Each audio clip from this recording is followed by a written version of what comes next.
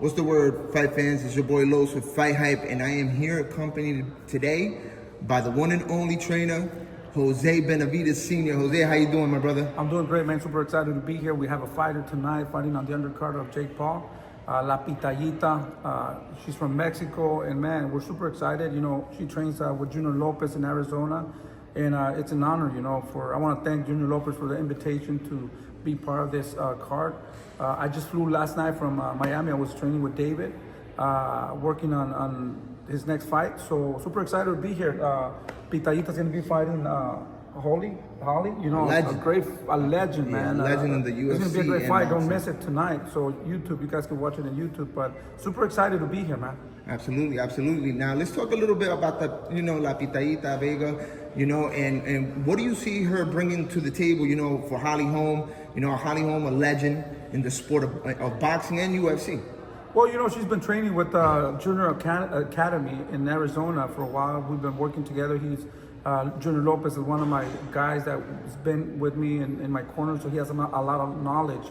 And I've been talking to him, and he's been working a lot with her, you know, fundamentals, basics, jabs, head movement, and she's ready. She's ready to take everything that she can. You know, she's going to look, in her mind, she has to look spectacular in order to bring the win back to Mexico. And we're fighting a great fighter, a legend, a woman that was a great champion, beat Ronda Rousey, and beat a lot of good fighters, you know, and it's a tough fight.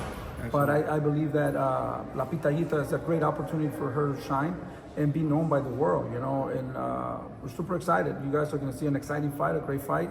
Like I said, Junior Lopez and Pitayita have been working together for a while, so I'm excited about that. Coach, you are a teacher and a student of the game yourself. You know, you've been in some of the biggest fights with your son, David Benavidez and Jose Benavidez.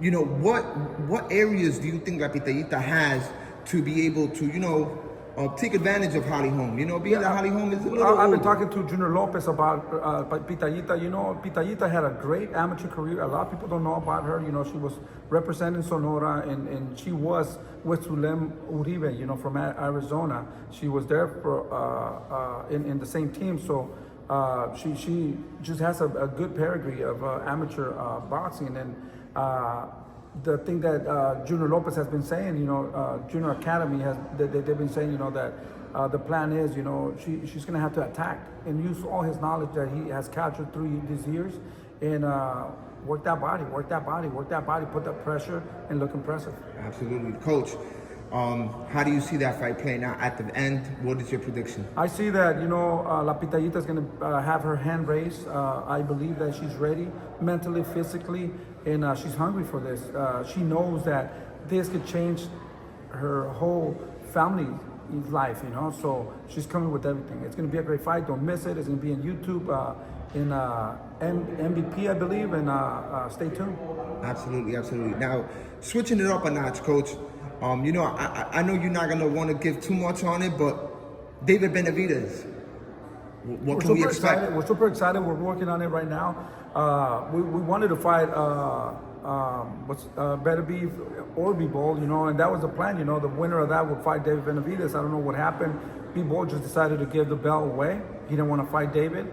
So we were thinking maybe Better Beef would love to fight David Benavidez, but that didn't happen. So now we were looking at Caleb Smith and Anthony Yarde. I believe that they had a fight scheduled. That fight fell off. Yeah. So we won the winner. I mean, any of them, you know. Yeah. Like I said, we wanted the winner of Better Beef and B-Ball, but now we'll be happy to fight Caleb Smith, Anthony Yarde, whoever. Yeah. You know, we want to defend maybe once or twice, and we have a fight with Julio Ramirez. He's fighting today also, so hopefully we can do that in cruiserweight.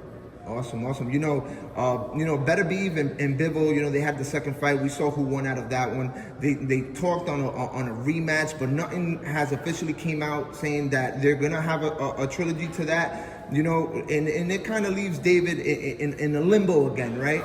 You know, we're just working. You know, we're trying to advance. You know, we're here. You know, if they need a fight, they want to fight. They want to give the fans what they want. You know, David Benavidez, the Mexican Monster, is here. We're ready to go.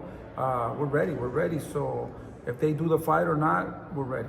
Absolutely. Now, Coach, September 13th, as we all know, Crawford, Canelo are stepping into the ring in Las Vegas, Nevada, to see who's the best, right? Now, the other day they asked Canelo a question. They asked him, You know, it came out actually in the interview that he had with Shaquille O'Neal. Shaquille asked him, you know, what happened with David Benavidez and that fight not happening. And his response to Shaquille was, David brings nothing to the table. You know, Crawford, you know, two-time undisputed. What comments do you have for well, you know, that reminds me when I was 10 years old. When, you know, people wanted me to fight somebody, I would bring any excuse that's in the books, you know. Yeah. Like at first he said that, yeah, David had not fought anybody, that David was too heavy, that David had not fight, like I said, no champions, but if they would give him $200 million, he would fight him tomorrow, you know. What did Berlanga have? What did Munguia have? What did all these fighters? Look, Terence Crawford is going up two-weight divisions. But, you know, I respect that. At the end of the day, I believe that he thinks that David can beat him and maybe even retire him. And to me, that's a big compliment, you know, to be honest with you. Absolutely. If David was easy and David, you know, was an easy fight for him, he would have taken that fight right away. Gotcha. Now, you know, before the presser for that event started, you know, a picture came out where it was Canelo, Crawford, and Turkey having dinner. Now, the first press conference didn't really generate too much tension or anything like that. But once they get to New York, it gets very tense. The push. Everybody wants to know the push. Was it staged? Is it real? I think everything's staged, man. You know, at the end of the day, we've seen how Turkey's holding both of their hands. Yeah. And, you know, they're eating together. So people reacted right away. So they had to make that change and make it a little bit more into it's all staged. You know, all this, you know, like I said, you know, on what's the day they fight? September the 13th. September 13th. You have another Tom and Jerry. That's all I can say. Yikes. Coach, what's your prediction, Canelo Crawford? Tom and Jerry. Tom and Jerry. Tom and Jerry. Coach, before I let you go, I'd be remiss not to ask. Pacquiao returning to the ring out of retirement to face a very dangerous and young fighter, Mario Barrios. What do you think he needs to watch out for? What would be your advice, you know, being such an elite coach for Pacquiao versus this young fighter? Super exciting fight. Super excited to watch that fight.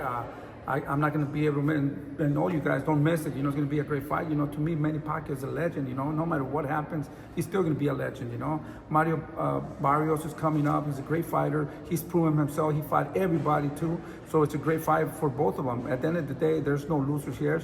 It's a fight that everyone wants to see, and we're super excited to be waiting for that fight. Your predictions for Pacquiao? You know what? I seen him that he's been training really good. He looks fast. He looks good. I would love for Manny Pacquiao to win because I know him and he's a legend, you know. But at the end of the day, like I said, Mario Barrios is a great fighter and he has accomplished a lot. I think, man, this is tough, you know. I hope that Manny Pacquiao's body responds, you know. Absolutely. He looks fast, and if he shows up that day, the Manny Pacquiao shows up that day, it's going to be a great fight. I don't think there's going to be a knockout. If there is, I think Mario Barrios has the advantage because he's younger, stronger, you know. Yeah. If there's a stoppage, but I just hope that we get a great fight, and I think we are going to get a great fight and see what happens. But I wish that Manny Pacquiao will win, and I'm going to go with Manny Pacquiao. Ladies and gentlemen, one and only future Hall of Famer trainer, Jose Benavidez Sr. Jose, thank you for your time today. Fight Hype, we out.